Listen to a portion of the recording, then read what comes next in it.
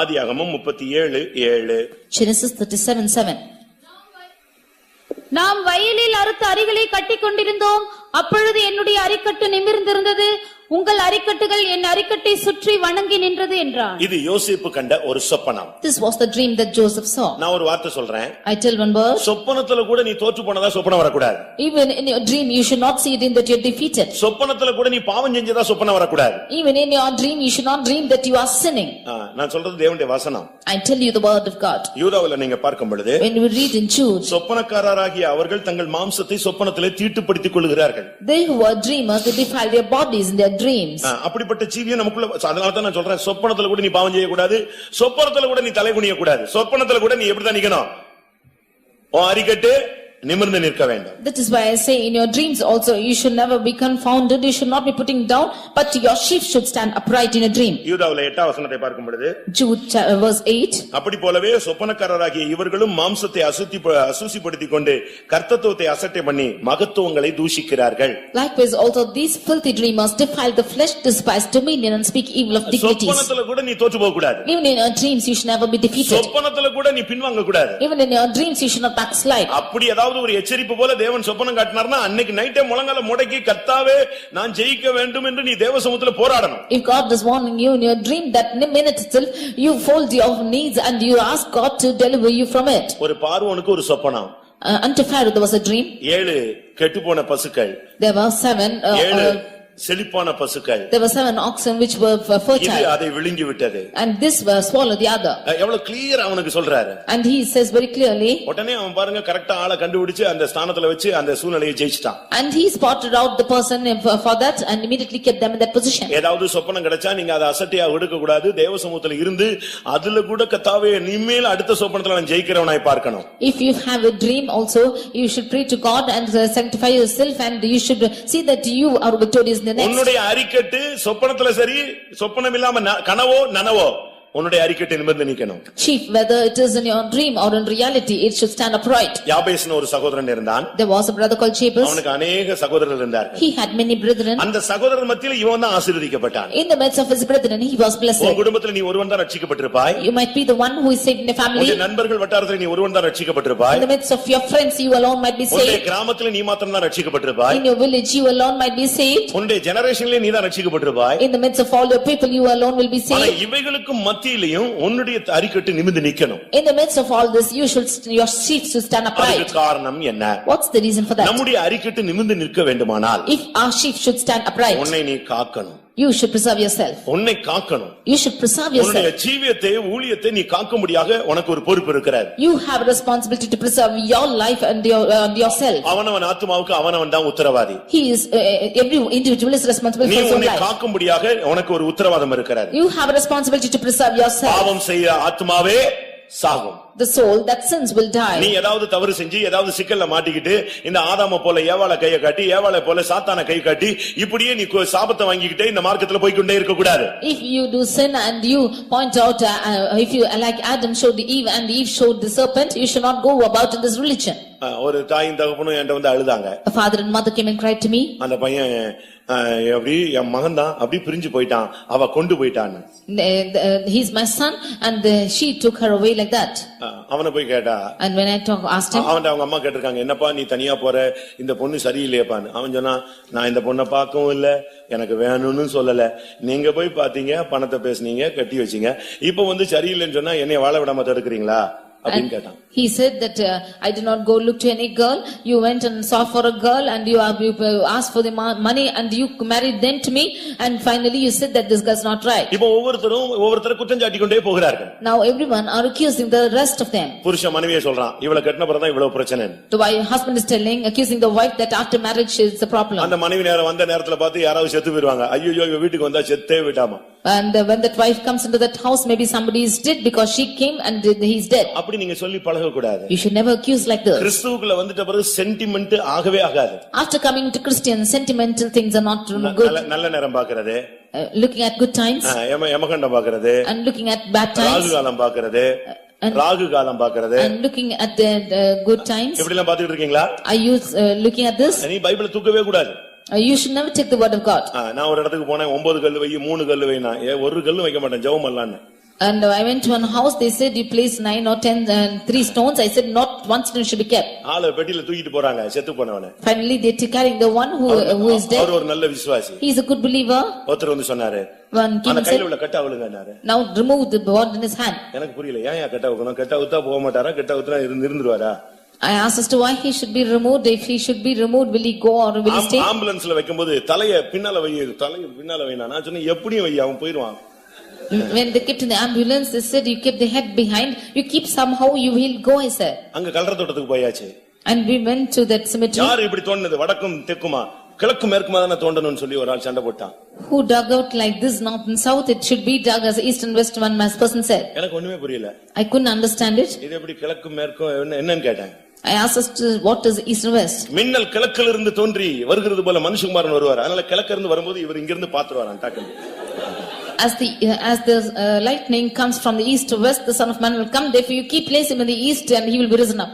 இவன் தண்ணி அடிச்சு செத்துருக்கான். இவன் எங்க இவன் வந்து கிழக்குல இருந்து வெளியே போறான், மேற்குல இருந்து வர போறான். இவன் லாஸ்ட்ல வருவான், மெல்ல வருவார். He drunk and he is dead. Where will he rise up from the east when the lightning comes?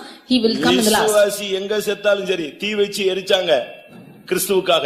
அவங்க எல்லாம் எங்க வருவாங்க? உடம்பே இல்ல, சாம்பலா தூசியா போயிட்டான். அவன் வர மாட்டானா? A believer, wherever he dies, some of them were burnt to fire and they are in ashes. Will he not rise up and come when he is coming? எத்தனை இரத்த சாட்சிகள் எப்படி எல்லாம் மரிச்சிருக்காங்க? How many martyrs have died in so many ways? எத்தனை பேரை சிங்கங்களை வச்சு கடிச்சு சாகடிச்சு அப்படியே கொடூரமா செத்துருக்காங்க. இவங்களுக்கு எல்லாம் அடக்கமா நடந்தது? How many of them were tormented in the death, having the lions being biting them? Was there a பெந்தேகோஸ்துல வந்துட்டு நீ சென்டிமெண்ட் பேசவே கூடாது. After coming to the Pentecostal, you should not speak sentimental. எங்களுக்கு டைம் வந்து செவ்வாய்க்கிழமை தான் இருக்கு. அன்னைக்கு தான் கல்யாணம். ஒண்ணே நாங்க அடுத்த மாசம் கல்யாணம் வச்சுக்கலாம்னு நினைக்கிறோம். ஏன்னா எப்படியாவது புதன்கிழமை வந்துடணும், இல்லன்னா வெள்ளிக்கிழமை வந்துடணும். செவ்வாய்க்கிழமை மட்டும் என்ன செய்யக்கூடாது, வரவே கூடாது. On Tuesday we have time, but therefore we'll keep the marriage for the next month. It will come on Wednesday or Friday, not on Tuesday. வெள்ளிக்கிழமை பண்ணிட்டு அடுத்த வாரம் வீட்டுக்கு வந்துறாளே, என்ன பண்றது? Oh, Friday wedding is headed and the next week she's coming back home. What to do? செவ்வாய்க்கிழமை பண்ணவன் நல்லா ஹல்லேலூயா போட்டு போயிட்டு இருக்கானே, என்ன பண்றது? Those who are married on Tuesday shout hallelujah and go. What can you do? நல்லா புரிஞ்சுக்கோங்க, பைபிள் எடுத்துட்ட பிறகு உலக வழிபாடுக்கு நீ செத்துறணும். You after taking the word of God, you should die to the rudiments of the world. ஒரு sentiment கூட நீ பார்க்கவே கூடாது. You should never look to sentimentals. ஒரு டைம் பார்க்க கூடாது, கிழக்கு மேற்கு எதுவுமே பார்க்க கூடாது. Never look to timings or east or west. நான் ஒரு நாள் விசிட்டிங் புறப்பட்டு போயிட்டேன். One day I went out for visiting. ஒரு போலீஸ்காரர் வீட்டை விட்டு வெளியே வந்துட்டாரு. One policeman came out of his house. Traffic police. He was a traffic police. காக்கியும் வெள்ளையும் போட்டிருந்தாரு. And he was dressed in that dress. காக்கியும் வெள்ளையும் போட்டிருந்தாரு. காக்கி pant, white shirt. He was putting on that white shirt and that pants. நான் full white. I was in full white. நான் போன உடனே அப்படியே டூ வீலர் திருப்பி வீட்டுக்குள்ள போயிட்டான். And when I went, he immediately turned back and went in two wheeler. நான் யோசிச்சேன், இவனும் ஒயிட் ஷர்ட் தான் போட்டிருக்கான், இவனை பார்த்து எத்தனை பேர் திரும்பி ஓடிட்டான்னு தெரியலையே. When I went, I thought he is also putting on white shirt. How many of them were turning back? நம்ம இந்த மார்க்கத்துல வந்துட்ட பிறகு நீ இந்த பழைய பாட்டை பாடினாலே உனக்குள்ள உன்னை காக்குற ஜீவியே இல்ல. If you sing the old songs after coming into this religion, there's no experience of preserving yourself. உன்னை காக்கணும். You should preserve. உலக வழிபாடுகளை நீ சுத்தமா செத்துறணும். You should die to the rudiments of the world. உலகத்துல போய் அம்மா செத்துட்டாங்க, அப்பா செத்துட்டாங்கன்னு மொட்டை அடிச்சிட்டு அதை பண்ணிட்டு கிருபையை நஷ்டப்படுத்தி வாழ்க்கையை நாசம் பண்ணிட கூடாது.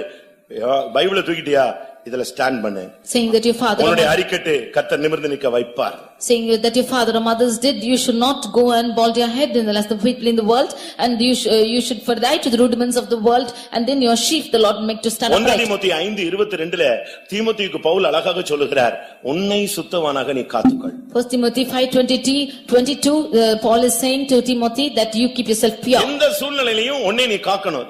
யோசேப்பினுடைய வாழ்க்கையில சொல்லக்கூடிய சத்தியம் மறைமுகமான தெய்வீக சத்தியம், தன்னை காப்பவன். In any situation you should keep yourself pure. There's that thing which is hidden in Joseph's life is he is keeping himself pure. தன்னை காப்பவன் நிமிர்ந்து நிற்பான். He who is preserving himself will stand upright. எந்த சூழ்நிலையிலும் உன்னை நீ விட்டு கொடுக்கவே கூடாது. In any situation you should never leave yourself. 1 யோவான் 5:18 சொல்லி இருக்கிறது. 1 John 5:18 அங்க என்ன சொல்லி இருக்கிறது? What is told there? தேவனால் பிறந்தவன் பாவம் செய்யான். He who is born of God shall never sin. அவன் தன்னை காக்கிறான். He is preserving himself. பொல்லாங்கன் அவனை தொடான். And no evil shall come upon him. அது எவ்வளவு பெரிய ஆசீர்வாதமான ஆசீர்வாதமான வார்த்தைகள் பாத்தீங்களா? What a blessed word is this? தேவனால் பிறந்தவன் பாவமே செய்ய மாட்டான். He who is born of God shall never sin. இரண்டாவது தன்னை காத்துக்கொள்வான். And secondly, he keeps himself pure. பிசாசு பொல்லாங்கன் அவனை தொடவே முடியாது. And the wicked shall never touch நீ him. தன்னை காத்தால் நீ நிமிர்ந்து நிற்பாய். உன்னை வந்து பிசாசு டச் பண்ண மாட்டான். உன் வழியிலேயே வர மாட்டான். ஒதுங்கியே போயிட்டே இருப்பான். If you preserve yourself, then you will stand upright. Satan will never come your way. He will go by itself. உன் வழியில வந்து நின்னானா பிசாசு நடுங்கும். If he comes and stand in your way, Satan will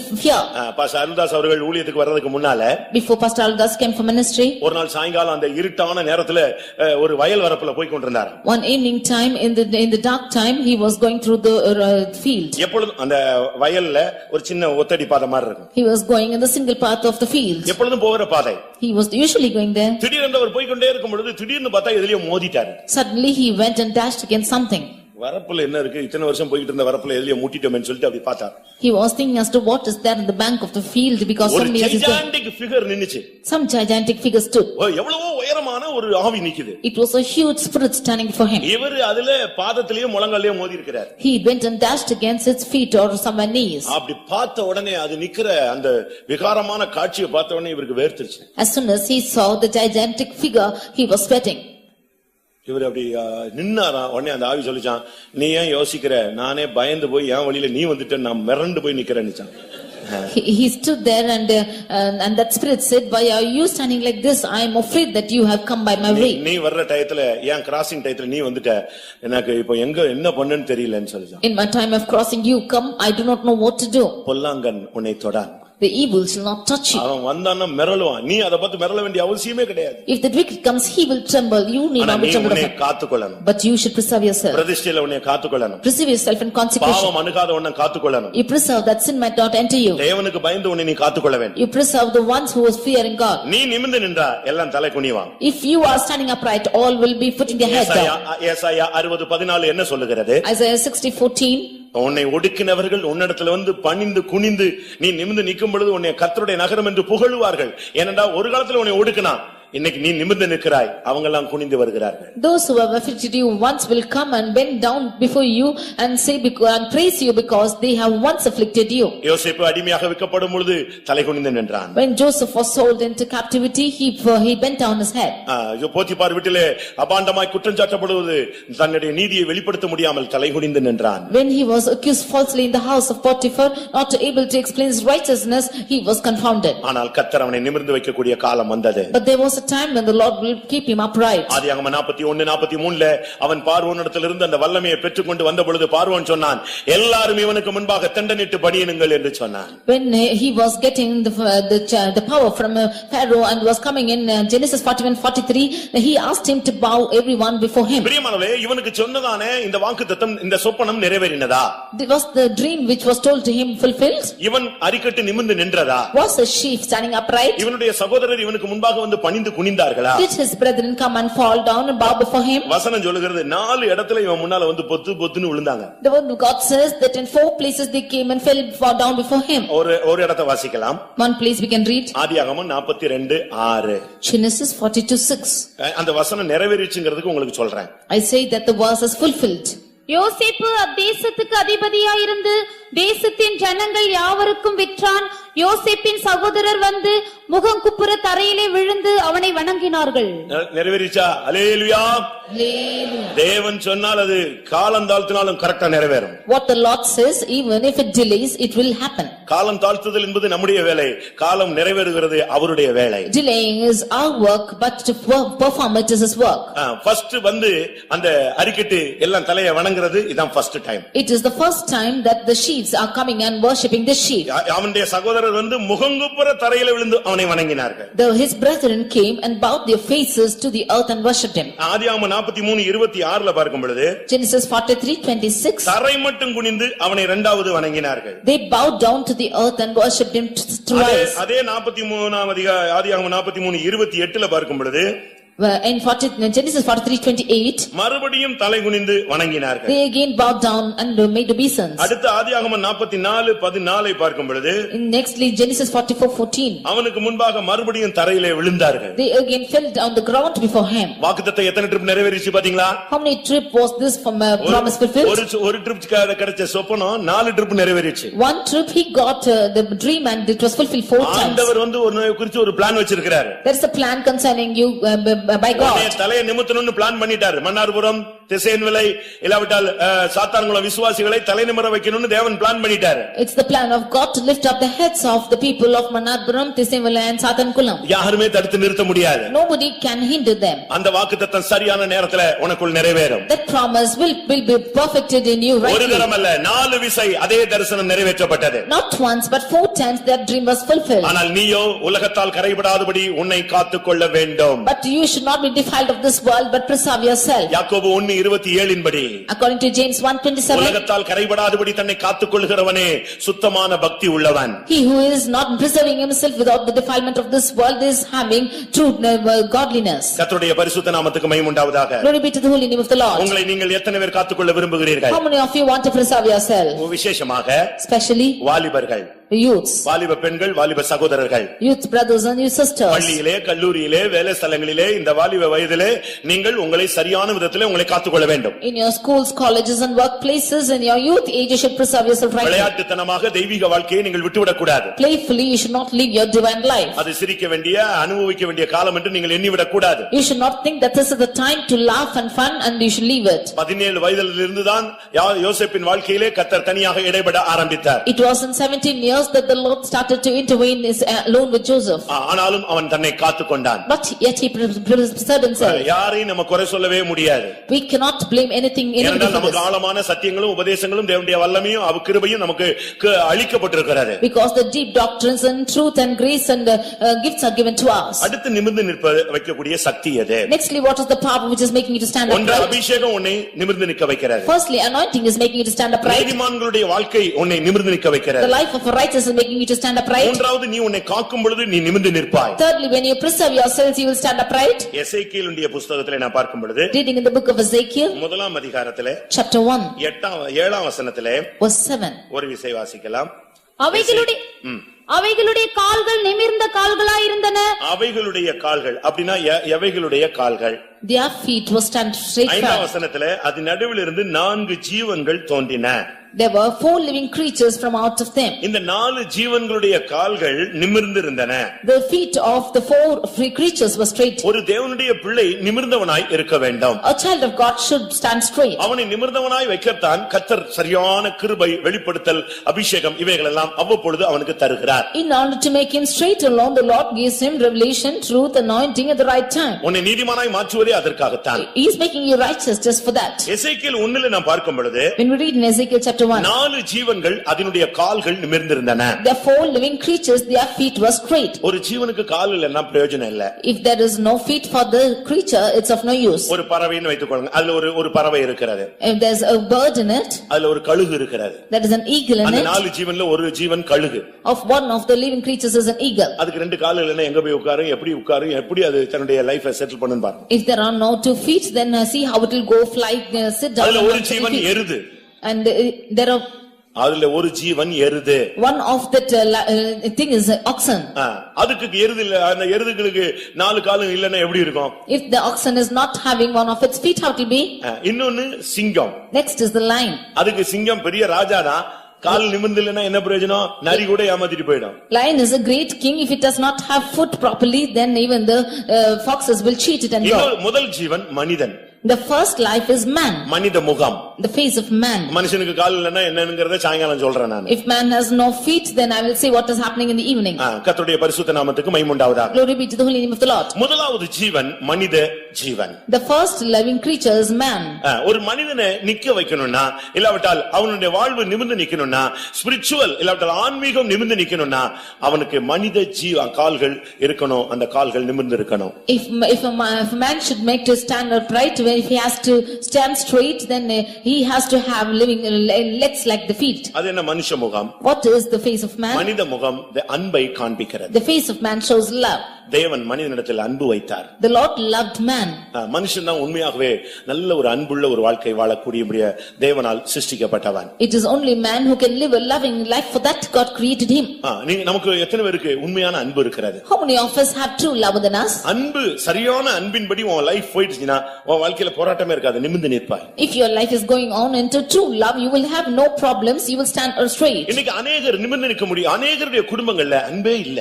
Today many of the families have no love at all. புருஷ மனைவியை நேசிக்கிறது இல்ல. Husband is not loving wife. சும்மா ஒரு மெஷினிஸ்ட் லைஃப் மாதிரி போயிட்டு இருக்கு. It is just like a business life. ஏதோ வேலைக்கு போறாரு, He is going to work சம்பளத்தை வந்து வீட்ல போடுவாரு, and bringing the salary to house, நல்லது கெட்டதுல கலந்து கொள்வாரு, and he is sharing with his friends. அவன் முகத்துல ஒரு அருளே இருக்காது. He has no shining in his face at all. ஏண்டா இந்த வாழ்க்கையில வந்துட்டு போயிட்டே இருப்பான், ஆனா வீட்டை நல்லா கவனிப்பான், பராமரிப்பான். அதுல என்ன வாழ்க்கை இருக்கிறது? He will just come and go, but he will take care of his life, family. What is in it? சாப்பாட்டுக்கு வழி இல்ல, ஆனா ரெண்டு பேரும் அன்பா இருந்தா அது போதுமானது. There is no way to eat, but if they are both are loving, that's sufficient. உங்களுடைய குடும்பத்தை நீங்க நேசிக்கிறீங்களா? Are you loving your family? உங்களுடைய சகோதரனை நேசிக்கிறீங்களா? Are you loving your brothers? தன் சகோதரனை பகைக்கிறவன் மனித கொலைபாதகன். He who is hating his brother is a murderer.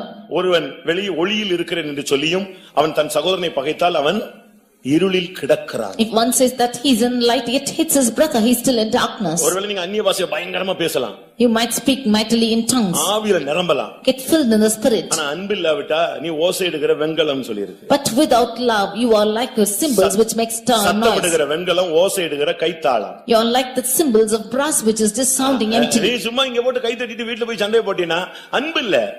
If you clap out here and go home and fight, no love. நீ உன்னால நிமிர்ந்து நிக்க முடியாது. You cannot stand straight. அன்புதான் ஒரு மனிதனை நிமிர்ந்து நிக்க வைக்கக்கூடிய சக்தி. It is love which is having the power to stand to make a man straight. இந்த அன்பு சரியில்லாதபடியால் தான் தேவ அன்பை உள்ளத்துல ஊற்றுகிறார். Because this love is not right, God is pouring out his love to us. அந்த அன்பு வந்த பிறகுவாது உன் பிள்ளையை நேசி, புருஷனை நேசி, மனைவியை நேசி.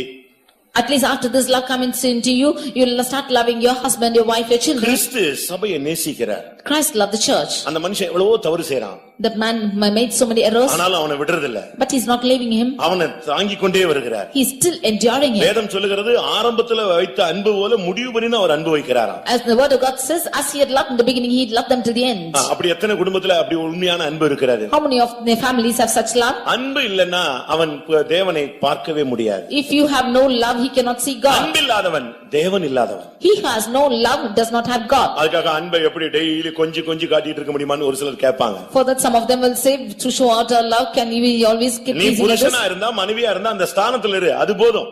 If you are a husband or a wife, you just stand in that position, that's sufficient. உண்மையான அன்பு எத்தனை பேருக்குள்ள இருக்கிறது?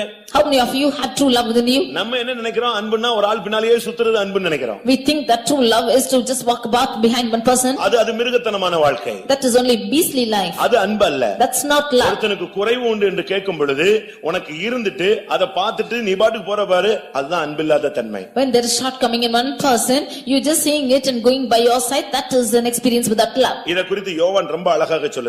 About this John explains. அவருக்கு அன்பின் அப்போஸ்தலன் என்ற பெயர் உண்டு. He is called as the loving apostle.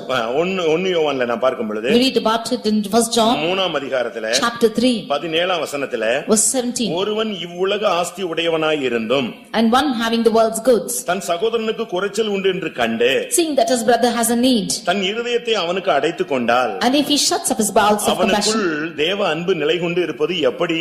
how can the love of God dwell in him? இதுல இருந்து என்ன விளங்கிக் கொள்றோம்? What do we understand from this? சகோதரனுக்கு குறைச்சல் உண்டுன்னா வந்துருவானா ஸ்தோத்திரம்னு கதவு பூட்டி வைக்க கூடாது. If there is any need for your brother, you should not lock your head saying praise the Lord. சகோதரனுடைய குறையை நிவர்த்தி செய்யறது தான் உண்மையான அன்பு. Going and fulfilling the need of your brethren is true love. இல்லாதவனுக்கு கொடுப்பதுதான் அன்பு. The giving to the Father is true love.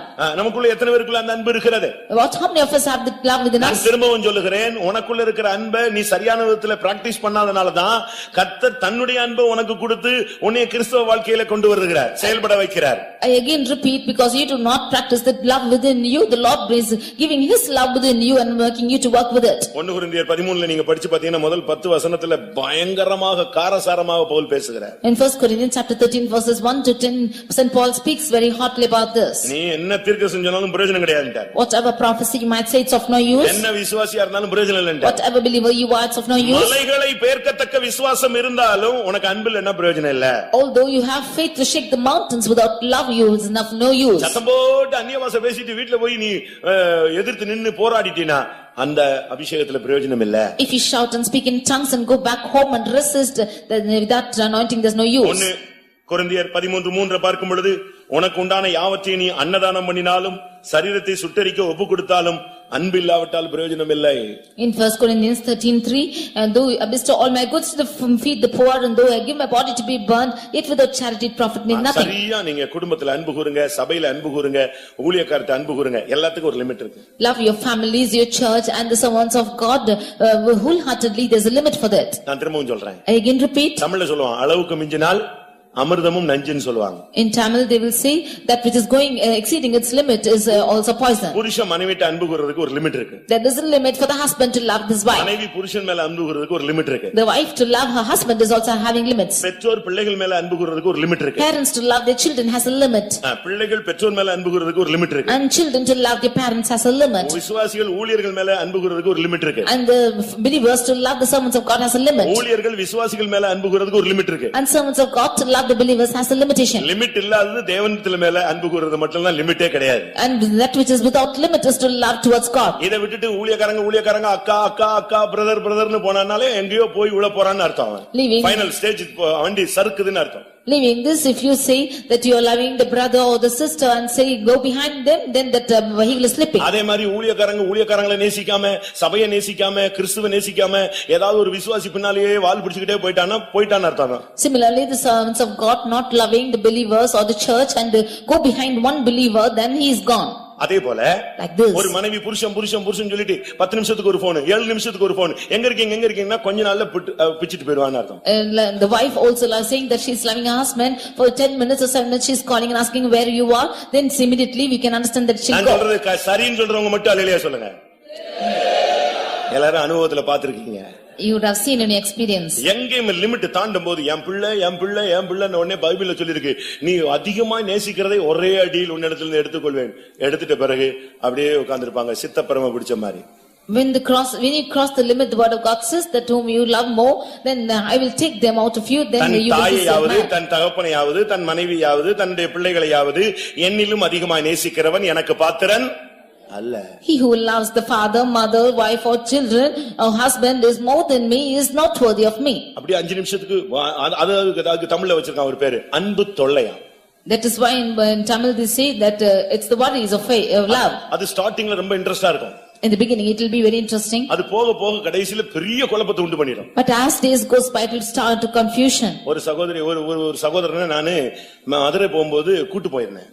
I had called a brother to Madurai when I was going. அவன் என்னுடைய விசுவாசி தான். He was a believer. அன்னைக்கு எனக்கு driver இல்லனால நீ வர்றேன்னா அவன் கார் எடுத்து வந்தான், என் கூட தான் வந்தான். Because we had no driver, I called him and he came along with me. என் கூட தான் வந்திருக்கான். சென்டர் ஃபெய்த்தம் போயிருக்கோம். இப்ப திரும்பி ரெண்டு பேரும் எங்க ஃபெய்த்தமுக்கு போறோம். We had gone to the center faith home and he came along with me. We are going back by our way. என் கூட தான் வந்திருக்கான்னு அந்த சகோதரிக்கு நல்லா தெரியும். That sister knows truly that she's come with me. ஆனாலும் அந்த ஆவி இருக்க விடல. But that spirit did not allow her to stay. Phone பண்ணி எங்க வந்துட்டு இருக்கீங்க?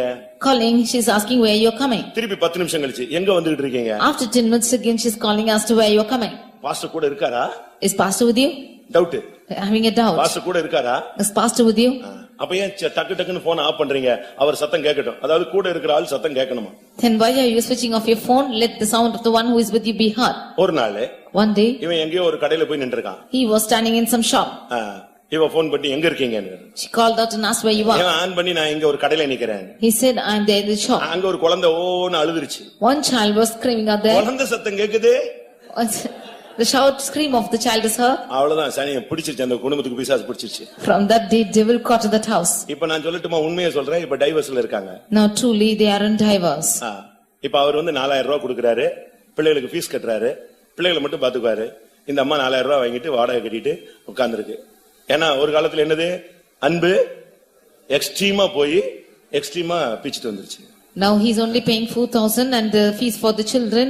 When now that woman is sitting like that because there once upon a time that love went to the extreme and it's now caught. அன்புனா கரெக்ட்டா இருக்கணும். The love should be exactly correct. கிறிஸ்துவை காட்டிலும் வேற எதையும் நீ நேசிக்கவே கூடாது. More than Christ you should not love anything else. எது மீறினாலும் எது தாண்டினாலும் உனக்கு லிமிட் தாண்டிருச்சா முடிஞ்சு போச்சு. When anything is exceeding any its limits, it's அந்த over. ஜீவன்களின் கால்கள் நிமிர்ந்திருந்தன, காரணம் அது அன்பில நின்று கொண்டிருந்த மனித சாயல் இருந்தது. The feet of the living creatures were straight because it had the face of man. மனித சாயல்னா தேவனுடைய சாயல், தன்னுடைய ரூபத்தின்படி அவனை உண்டாக்கினார். Image of man is the image of God because he created him in his image. ஒரு சிலர்லாம் நீங்க யாரை நேசிக்கிறீங்கன்னு இப்ப நிதானிச்சுக்கணும். Some of them you should discern as to how you are loving people. இரண்டாவது ஜீவன் சிங்கமுகம். Secondly, the face is the face of lion. சிங்கமுகம் எதை காண்பிக்குதுன்னா தைரியத்தை காண்பிக்கிறது. The face of lion shows boldness. இதுக்குள்ள வந்துட்ட பிறகு நீ கோழையாகவே இருக்க கூடாது. After coming into this, you should not be a coward. இது கோழையை வீரனாக்குகிற ஒரு மார்க்கம். This is the religion which is making the cowards to be brave. சத்தியத்துல விசுவாசத்துல இந்த உபதேசத்துல நீ கிறிஸ்துவின் அன்பில தைரியமா நிக்கணும். In the religion, in the faith, in the love of Christ, you should boldly stand. என்னை போன்றவன் ஓடி போவானோ? Should such a person as I flee? மிகுந்த பலனுக்கு ஏதுவான உங்கள் தைரியத்தை விட்டு விடாதீர்கள். You should not leave the boldness which you have towards the goal. எபிரேயர் 10:35 இந்த வார்த்தை சொல்லி இருக்கு. மிகுந்த பலனுக்கு ஏதுவான உங்கள் தைரியத்தை நீங்க விட்டுறாதீங்க, ஏன்னா அதுதான் உங்களுக்கு பெரிய reward. In Hebrews 10:35 it is said, do not leave the boldness which you have towards your great reward. இந்த சிங்கம் வந்து எதுக்குமே பின்னடையாது. This lion will not go behind for anything. நீதிமொழிகள் 30:30 பார்க்கும் பொழுது Proverbs 30:30 எதற்கும் பின்னடையாததான சிங்கம், the lion which is not backsliding for anything. நின்னு போராடும், முடியலனா அங்கேயே அடிபட்டு சாகும். It will stand and strive. If it's not possible, it will get hit and die. ஆனா பின்னால மட்டும் அடி எடுத்து வைக்கவே வைக்காது. But it will never step behind for anything. இன்னொரு ட்ரிப் சான்ஸ் கிடைச்சா அடிக்கலாம்லாம் யோசிக்கவே யோசிக்காது. இன்னைக்கு தான் ஜெயிக்கணும், இன்னைக்கு ஜெயிக்கலையா சாகுறதுக்கு ரெடின்னு சொல்லும். It will never think that it will have an attempt the next time. I should overcome today. If I don't overcome, let me die today. வினோதமாய் அடி எடுத்து வைக்கிறவைகளை குறித்து அந்த சிங்கத்தை பத்தி சொல்லி இருக்கிறார். About the lion, it is said that it is keeping his feet in a strange way. அது ஒருபோதும் பின்னால கால் வைக்கவே வைக்காது. It will never step behind in any time. அதுக்கு பின்னோக்கி பார்க்கிற சிந்தையே கிடையாது. It has not had the thought to turn behind. வினோதமாய் அடி எடுத்து வைக்கிறவைகள் 3 உண்டு, வினோத நடை உள்ளவைகள் 4 உண்டு. அதிலே மிருகங்களில் சௌரியமானதும் ஒன்றுக்கும் பின்னடையாதுமான சிங்கம். There are 3 things which go well, ye 4 are comely in going, a lion which is strongest among beasts. வியாதியோ பிசாசோ போராட்டமோ பிரச்சனையோ உடனே ஓடி போயிரணும், தற்கொலை பண்ணிரணும், இனிமே எதுக்கு வாழ்க்கை அப்படிலாம் யோசிக்க கூடாது. என்ன வந்தாலும் சரி, நான் இதுலயே நின்னு சாகுறேன். Whether it is Satan or sickness or weakness, whatever might come, you should not say that you should go on suicide, but you should stand forward with it. அந்திரேயா இயேசுவினுடைய சீஷன். Andrews was the disciple of Jesus. அந்திரேயனா என்ன அர்த்தம் தெரியுமா? What is the meaning of Andrews? தைரியசாலின்னு அர்த்தம். Bold person. அவனுக்கு முதல்ல இருந்த தைரியம் என்ன தெரியுமா? What was the boldness within him? இயேசு அதுக்கு முன்ன அவன் முதலாவது யோவான் சானனுடைய சீஷனாக இருந்தான். He was first the disciple of John the Baptist. அவனுக்கு முதல்ல இருந்த தைரியத்தை சொல்றேன். Here say about the boldness which he had. முதல்ல அவனுக்கு இருந்த தைரியம் என்னன்னா, முதலாவது அவன் யோவான் சானனுக்கு சீஷன். Firstly, he was the disciple of John the Baptist. யோவான் எழுதின சுவிசேஷம் 1ஆம் அதிகாரத்திலே இவன் யோவானோடு நின்று கொண்டிருந்த பொழுது, when he in John Gospel first chapter, when he was standing along with John, இயேசு அப்பொழுது வந்து விட்டார். Jesus came. உடனே இந்த யோவான் சானகன் சொன்னா, இதோ உலகத்தின் பாவங்களை சுமந்து இருக்கிற தேவாட்டுக்குட்டின்னு சொல்லிட்டான். Immediately John the Baptist said, behold the lamb that taketh away the sin of the world. இந்த வார்த்தையை கேட்ட உடனே அப்படியே அந்திரேயா அவனுக்கு இயேசுக்கு பின்னால புறப்பட்டான். When he heard this word, Andrews immediately set out after Jesus. ஒரு நைட் போய் இயேசுவோடு தங்கினான். And he went and stayed with Jesus. அடுத்த நாள் காலையில வந்து அவங்க அண்ணனாகிய பேதுருவிட்ட பார்த்து சொன்னா, நான் பைபிள்ல சொல்லி இருக்கிற மேசியாவை பார்த்துட்டு வந்தேன்னு சொன்னான். Next morning he came and told his brother Peter, saying, I have seen Messiah whom the Bible says. இதுல இருந்து என்ன விளங்கிக் கொள்கிறோம்? What do we understand from this? அவன் பேருக்கத்த தைரியசாலி. அதாவது என்னைக்கு அவனுக்கு இந்த வெளிச்சம் கிடைச்சதோ உடனே யோவானுடைய சீசன்ங்கிற பேரே வேண்டாம், அந்த சபை விசுவாசி வேண்டாம், நான் இந்த சபையில வந்துறேன்னு வந்துட்டான். He was bold as his name, and whenever he got the light of the relation of Christ, he said that I do not want to be the believer of that church, but I will be the believer of Jesus. பழைய மார்க்கத்தை, பழைய சபையை, பழைய ஐக்கியத்தை விட்டு வரதுக்கு உனக்கு தைரியம் வேணும். You need the boldness to leave your old religion and your old churches. இங்க வந்தா கல்யாணம் கிடைக்காது, இங்க வந்தா செத்து போனா அடக்கம் பண்ண முடியாது. நிச்சயமா அடக்கம் பண்ணுவோம். After I come here, I will not get any facility, I will not be buried if I die. எங்கேயாவது அடக்கம் பண்ணாம வைக்க முடியுமா? 2 நாள் வச்சா அவ்வளவுதான், கவர்மெண்டே வந்துருவான். Sure, you should be buried when you are dying. They cannot be without burial. உனக்கு சபை சத்தியத்தின் நிமித்தம் நீ இருக்கிற சபை விட்டு வெளியே வர்றதுக்கு ஃபர்ஸ்ட் தைரியம் வேணும். நீ இருக்கிற குடும்பத்தை விட்டு வெளியே வர வேணும். நீ இருக்கிற பாரம்பரியத்தை விட்டு வெளியே வர்றதுக்கு உனக்கு முதல்ல தைரியம் வேணும். You need the boldness to come out of the church you are in firstly, and from the families we are in, and from the society you are in. அந்திரேயா வெளியே வந்தான். Andrews came out. அடுத்து Nextly, இயேசு சொல்றாரு, அவனுக்கு அழைப்பு கொடுக்கிறாரு. Jesus gave him a calling. வா, உன்னை நான் மனுஷனை பிடிக்கிறவனாய் மாற்றுகிறேன். Come, I shall make you fishers of men. அந்த அழைப்பு கிடைச்ச உடனே அழைப்புக்கு கீழ்ப்படிஞ்சு வர்றதுக்கு அவனுக்கு தைரியம் இருந்தது. And he had the boldness to obey that calling and coming. இப்ப நம்ம பிள்ளைகள் எல்லாம் கூப்பிட்டா நான் வரல. Now if we call our children, they will say they will not come. உடனே அவங்க அம்மா சொல்லுவாங்க, ஐயோ இவெல்லாம் போய் ஊழியமே செய்ய முடியாது. Then immediately the mother will say she cannot go and do the ministry at all. எல்லாம் இந்த குருடர்கள் சப்பானிகள் சபையில பெருகி போனபடினால சீயோன் கோட்டையை பிடிக்கிறதுக்கு ஆளே காணோம். Because the lame and the blind are increased in the church, there are not people to catch the foot of Zion. கர்த்தர் அழைத்தார். The Lord அப்படியே தகப்பனையும் வலையையும் படவையும் விட்டு அப்படியே புறப்பட்டு போனா அவனுக்கு அந்த தைரியம் இருந்துச்சு. When the Lord had called him, he left the nets, the parents and all the boat and he went following God. என்னை அழைத்தவர் உண்மையுள்ளவர், என்னை கடைசி வரைக்கும் கொண்டு போய் சேர்ப்பார், என்னால முடியாட்டாலும் அவர் செய்து முடிப்பார்னு விசுவாசிக்கணும். அந்த தைரியம் முதலாவது உனக்கு வேணும். You should have the boldness to say that the Lord who has called me is the one who is faithful, he will lead me till the end. உனக்கு ஒரு சிங்க முகம் தேவை. You need the face of lion. நீ அப்பொழுது நிமிர்ந்து நிற்பாய். Then you will stand upright. அந்த நாலு ஜீவன்களும் கால்கள் நிமிர்ந்து நின்றன. The four creatures' feet stood upright. கர்த்தருடைய அன்பில நில்லு. Firstly, stand in the love. தைரியமா நில்லு. You stand boldly. அடுத்ததாக எருது முகம். Nextly, the face of an ox. இது பாடுகளின் ஜீவியத்தை காண்பிக்கிறது. This shows the life of suffering. இல்லாவிட்டால் உழைக்கும் தன்மையை காண்பிக்கிறது. This shows the tendency of laboring. ஆவிக்குரிய ஜீவியத்திலே பாடுபடுகிற ஜீவியம் உலக பிரகாரமாக உழைக்கும் தன்மை. This shows the tendency of suffering in the spiritual life and the laboring in worldly life. 144 சங்கீதம் 14 வசனத்தை பார்க்கும் பொழுது, எங்கள் எருதுகள் பலத்தவைகளா இருக்கும், அப்பொழுது சத்துரு உட்புகுதலும் குடியோடி போகுதலும் இராது, எங்கள் வீதிகளில் கூக்குரல் உண்டாகாது. In Psalm 144 verse 14 we see that our oxen may be strong to labor, that there be no breaking in or going out and there be no complaining in our streets. நம்முடைய எருதுகள் பலத்ததா இருக்கணும், நம்முடைய ஜனங்களுடைய கால்கள் நிமிர்ந்து இருக்கணும், கர்த்தருக்காக நிக்கணும், அப்ப பிசாசு வராது. Our oxen should be strong, the feet of our people should be straight, only then Satan will not come. நீ ஸ்ட்ராங்கா இருக்கணும். You be strong. நல்ல பாடுகள் படணும். You should suffer more. இயேசு கிறிஸ்து பட்ட பாடுகளினாலே கீழ்ப்படிதலை கற்றுக்கொண்டு அவர் பூரணர் ஆனார். By the sufferings that Jesus suffered, he learned obedience and became perfect. நீ நல்ல பாடுபட்டினா பாவங்களை விட்டு ஓய்ந்திருப்பாய். If you suffer more, then you will be refraining from sins. அப்படிதான் வேதம் சொல்லுகிறது. That's the word of God say. பேதுருவை நாம் பார்க்கும் பொழுது, When we read in Peter, 1 பேதுரு 4 முதல் 2 வசனங்களே, மாம்சத்திலே பாடுபடுகிறவன் பாவங்களை விட்டு ஓய்ந்திருப்பான். First Peter 4:1 and 2 we see that he who is suffering in his body will refrain from sin. இயேசு பாடு அனுபவித்தார். Jesus endured sufferings. பாடுகளை ஏற்றுக்கொண்டார். And he accepted sufferings. பிதா அவரை பாடுகளுக்கு உட்படுத்தினார். And the Father accompanied him to suffering. உனக்கு ஒரு எருது முகம் இருக்கணும். You should have the face of an oxen. பாடுகள் படணும். You should suffer. கிறிஸ்துவின் நிமித்தம் நீ எவ்வளவு பாடுபட்டிருப்பாய்? For the sake of Christ, how much you would have suffered? கிறிஸ்துவுக்காக என்ன செய்திருப்பாய்? For Christ, what would you have done? உன் குடும்பத்துக்காக, உங்க அம்மாவுக்காக, உன் பிள்ளைகளுக்காக என்னெல்லாமோ நீ செய்திருக்கிறாய். For your family, for your mother, for your father, you have done so many things. அதெல்லாம் தப்பு நான் சொல்லல. I don't say it's wrong. ஒரு நல்ல விசுவாசி நல்லா உழைக்கணும். A good believer should labor more. கஷ்டப்பட்டு வாழ்க்கையில முன்னேறணும். He should suffer and go progress in his life. குடும்பத்துக்காக நல்லா உழைத்து சேர்த்து நல்ல செழிப்பா மாறணும். கர்த்தருடைய ஆசீர்வாதம் ஐஸ்வரியத்தை தரும், அதனோடு அவனுக்கு வேதனையை கூட்டார். ஐஸ்வரியத்தை சம்பாதிக்கத்தக்கதான பலனை கர்த்தர் உனக்கு கொடுக்கிறவர். For his life he should suffer more,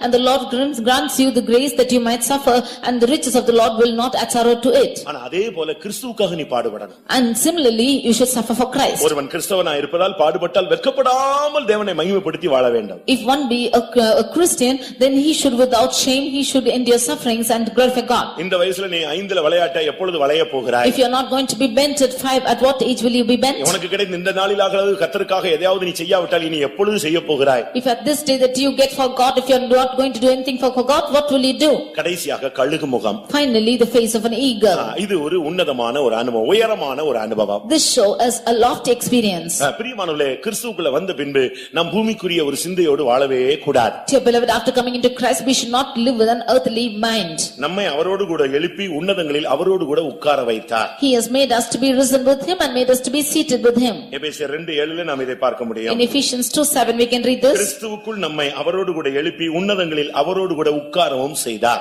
He has risen up with him in Christ and made us to be seated with the heavenly place in Christ. உன்னதத்துல நீ இருந்தினா உன்னதத்துல ஆசீர்வாதம் உனக்கு கிடைக்கும். If you are in heavenly places, you will receive the heavenly blessings too. கழுகு இங்க எங்கயாவது முள்ளு செடிக்குள்ள போய் கூடு கட்டிட்டு உட்காராது. The eagle will not build its nest within the bushes. அது இங்க இந்த ஏரியாவிலேயே எங்க உயரமான இடம் இருக்கோ அங்க போய் உட்கார்ந்துட்டு இருக்கும். It will go in this area to a loftier place and sit there. there. தமிழ்ல சொல்லுவான் எண்ணுவதெல்லாம் உயர்வு உள்ளல். And அதாவது என்னெல்லாம் நினைக்கிறியோ அதெல்லாம் நல்ல பாசிட்டிவா நல்ல உயர்வா சிந்தி என்ற அர்த்தம். Whatever you think, you should think in a positive manner. இதைத்தான் பவுல் பேசும் பொழுது That is what Saint Paul speaks பிலிப்பியர்ல in Philippians 4ஆம் அதிகாரம் என்று நினைக்கிறேன் chapter 4 8ஆம் வசனத்துல verse 8. உண்மை எதுவோ, Whatever is honest, ஒழுக்கமுள்ளவைகள் எவைகளோ, whatever is just, நீதி உள்ளவைகள் எவைகளோ, whatever is just, உள்ளவைகள் எவைகளோ, whatever is அன்புள்ளவைகள் pure, எவைகளோ, whatever is lovely, நற்கீர்த்தி உள்ளவைகள் எவைகளோ, what is of good report, புண்ணியம் எதுவோ, புகழ் எதுவோ, இதையே சிந்தித்துக் கொண்டு whatever is virtue, and praise, think on these things. எப்பொழுதுமே ஒரு உன்னதத்தை நோக்கும் ஒரு கண்கள் உனக்கு இருந்துகிட்டே இருக்கணும். Always you should have a sight which is looking for heavenly things. ஆகார் அழுது அழுது அழுது அழுது அழுது கண்ணீரை சிந்தி முடிச்சிட்டா. Hagar cried and shed her tears. கடைசில பிள்ளை சாகறத பார்க்க முடியாது எங்கேயோ போய் உட்கார்ந்துட்டா. Finally saying that she cannot see the lad dying, went and sat somewhere. கர்த்தர் பேசுகிறார். Now the Lord speaks. அதே இடத்துல அவ கண்களை ஏறெடுத்தபோது ஒரு ஊற்று தென்பட்டது. At the same time when she lifted up her eyes, she could see a spring. உன் கண்களை ஏறெடு. You lift up your eyes. உன்னதத்தை நோக்கி பாரு. Look into the heavenly things. ஒத்தாசை வரும் பர்வதங்களை நோக்கி பாரு. ஜெபத்திலே தேவ சமூகத்தை நோக்கி பாரு. அந்த கழுகு முகத்தை பார்க்கும் பொழுது ஒன்று உன்னதம் மற்றொன்று ஜெபஜீவியம். Look unto the hills from whence cometh your help. When you look to the eagle, you can see one is the prayer life and one is the lofty experience. எபேசியர் 1:3 படி சபைக்கு உன்னதங்களில் உள்ள சகலவிதமான ஆசீர்வாதங்களும் உண்டு. நாம் அதை சுவீகரித்துக் கொள்ள வேண்டியது அவசியம். According to Ephesians 1:3, there are spiritual blessings in the heavenly places in Christ which we have to inherit. உன்னதத்திலிருந்து வருகிற பலத்தினால் தரிப்பிக்கப்படும் வரை நீங்கள் எருசலேமை விட்டு புறப்படாதிருங்கள். You do not leave Jerusalem until you be endued with power on high. பிரியமானவர்களே, உன்னதமான ஒரு வாழ்க்கை இருக்கிறது. Dear beloved, there is a high spiritual experience. நல்ல ஒரு ஹையான ஒரு பிரேயர் லைஃப் இருக்கிறது. There is a high and prayer life.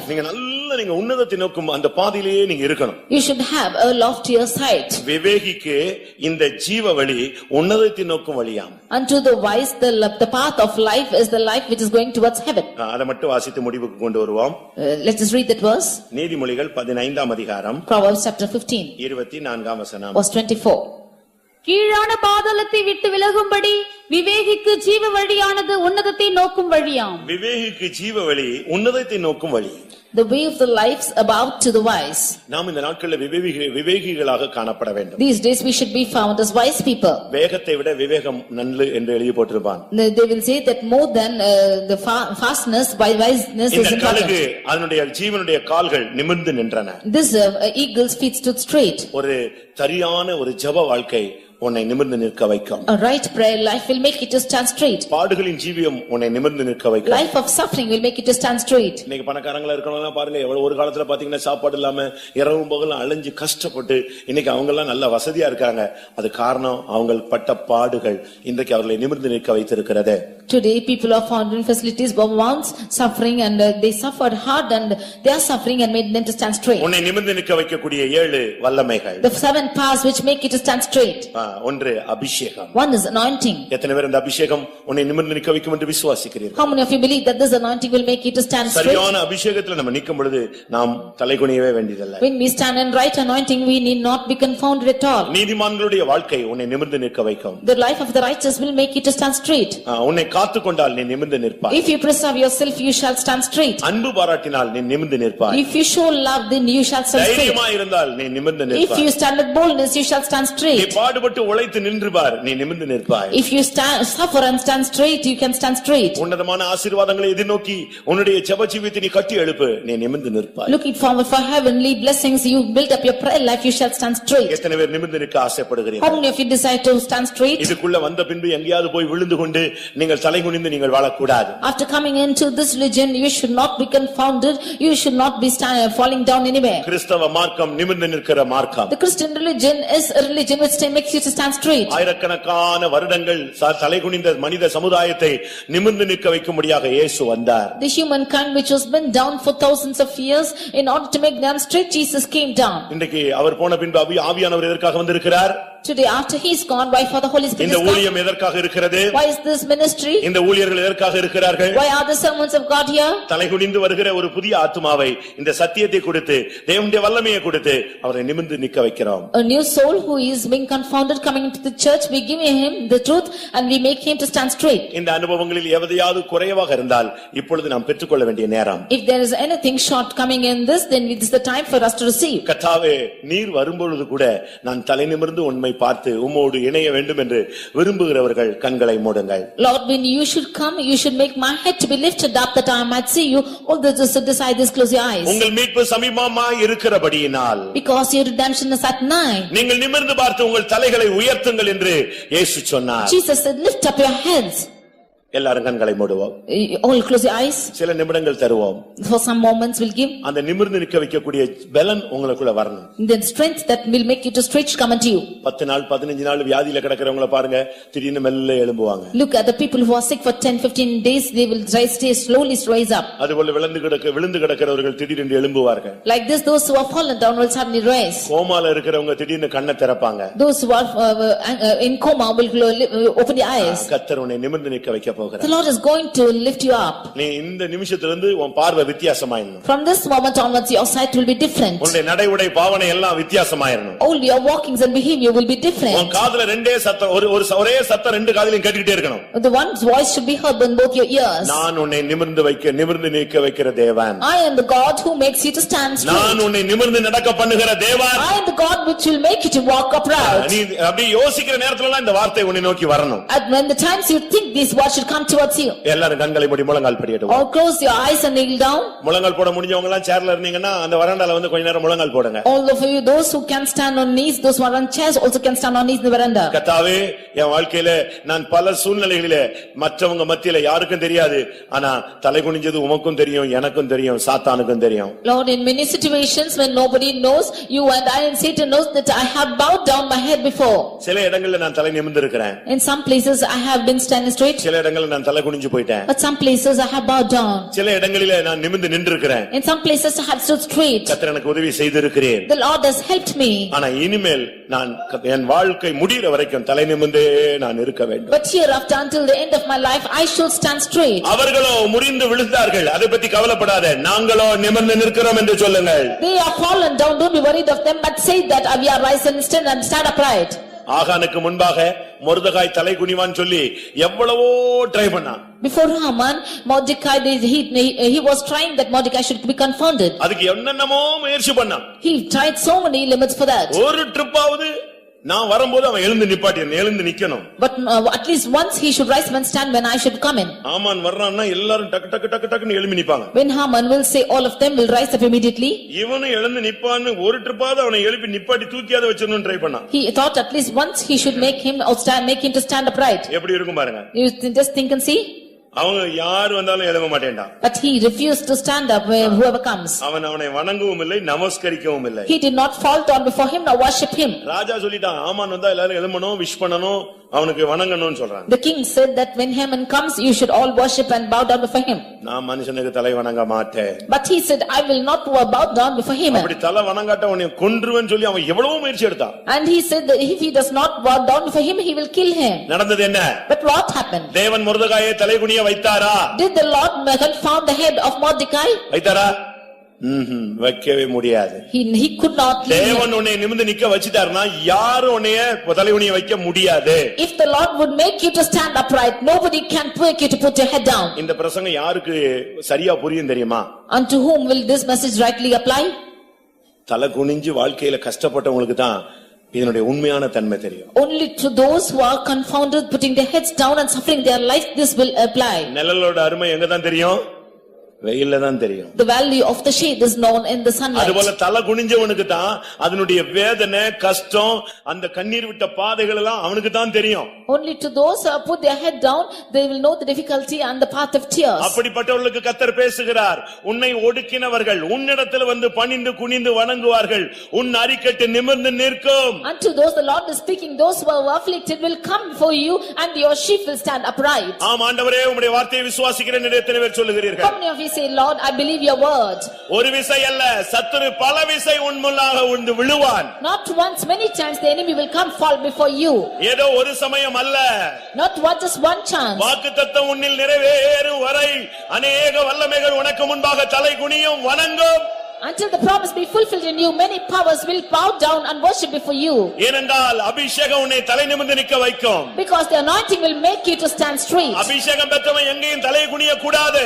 The anointed people should never be confounded anywhere. ஏனென்றால் அபிஷேகம் உன்னை தலை நிமிர்ந்து நிற்க வைக்கக்கூடிய சக்தி.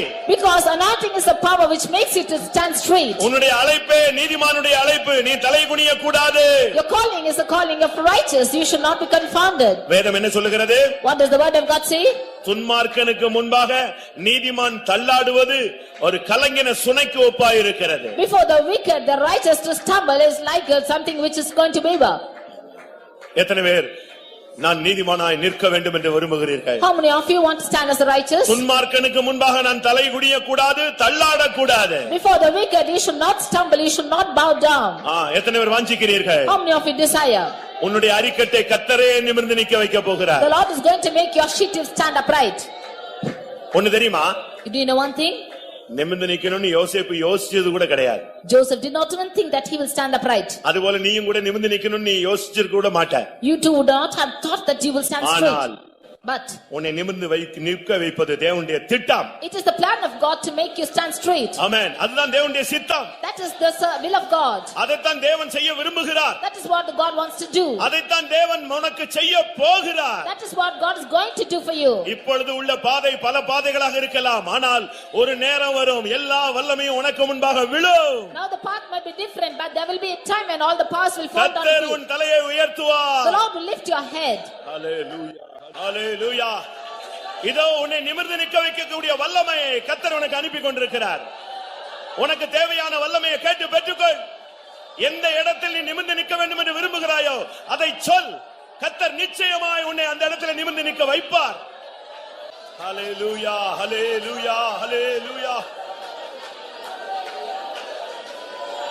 Praise the Lord, praise the Lord, praise the Lord, praise the Lord. ஆமென். நீ தலை குனிந்த காலங்கள் இந்த காலை வேளையிலே முடியட்டும்.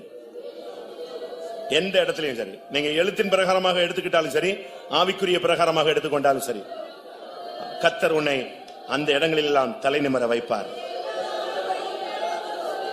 ஒருத்தர் சொன்னாரு, போத்திபார் மனைவி அபாண்டமா பழிய போட்டு இவனை சிறைச்சாலையில அனுப்பி அப்படியே இவனை வாழ்க்கையவே முடிவுக்கு கொண்டு வந்துட்டா. வாலிப வய பிராயமே அங்கேயே முடிஞ்சு போச்சு. ஆனா என்ன நடந்துச்சு தெரியுமா? ரதத்தின் மேல் ஏறி, பார்வோனுடைய ரதத்தின் மேல ஏறி வர்றான். தண்டனிட்டு பணியுங்கள், ரோட்ல போறவன் வர்றவன் எல்லாரும் இவனுக்கு பணியணும். போத்திபார் வர்றான். போத்திபார் மனைவி வந்து எல்லாரும் அவன் முன்னால அப்படியே உன் மேல அபாண்டமா குற்றஞ்சாட்டினவனெல்லாம் கர்த்தர் உன் முன்னால வந்து விழ வைப்பாரு. ஏனென்றால் உனக்கு கொடுக்கப்பட்டது தேவனுடைய வார்த்தை. அது ஜீவன் உள்ளது, அது வல்லமை உள்ளது, அது நிறைவேறும், அது அனுப்பின காரியம் வாய்க்கும்படி செய்யும்.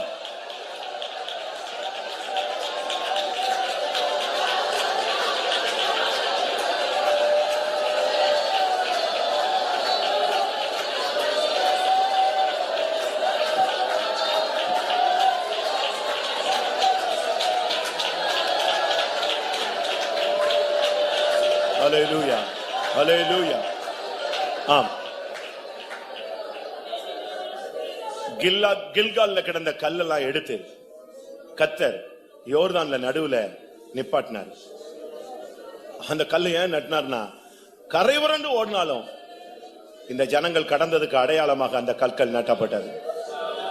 கரை புரண்டு ஓடுற அந்த யோர்தான்ல பைபிள் சொல்லுது, இந்நாள் வரைக்கும் அந்த கல்கள் நிற்கிறது. இன்னைக்கு கர்த்தர் உன்னை தூக்கி எடுத்து நிறுத்துறாரு. என்ன வெள்ளம் வந்தாலும், என்ன புயல் வந்தாலும், யார் முயற்சி எடுத்தாலும் நீ நிமிர்ந்து நிற்பாய். அல்லேலூயா, ஆமென். கர்த்தர் சொன்னால் அது நிறைவேறும். வானமும் பூமியும் ஒளிந்து போனாலும் தேவனுடைய வார்த்தையின் ஒரு உறுப்பு கூட ஒளிந்து போவதில்லை. சிதாபாலகா சிதாபாகா ராபாகா சிதாபாகா. அல்லேலூயா, ஆமென். ஒரு 2 நிமிஷம் எல்லாரும் முழங்கால் போட்டு இந்த பிரசங்கத்தின் மூலமாக, தேவனுடைய வார்த்தையின் மூலமாக உனக்கு கிடைத்த இந்த வாக்கு தத்தத்தை பெற்றுக்கொள்ளக்கூடிய சக்தியை பெற்றுக்கொண்டு நீ திரும்பி செல். ஹல்லேலூயா. 2 நிமிஷம். ஆமென். கர்த்தாவே, என்னை நிமிர்ந்து நிற்க வைப்பேன்னு சொல்லி நீர் மணிக்கணக்காக சொல்லிக் கொண்டிருக்கிறீர். இது என் காதுல தொனித்துக் கொண்டே இருக்க வேண்டும். எங்க போனாலும் நான் நிமிர்ந்து நிற்கணும். உமக்காக, உம்முடைய நாமத்துக்காக, உம்முடைய வல்லமையினால், உம்முடைய பலத்தினால், உம்முடைய அபிஷேகத்தினால்.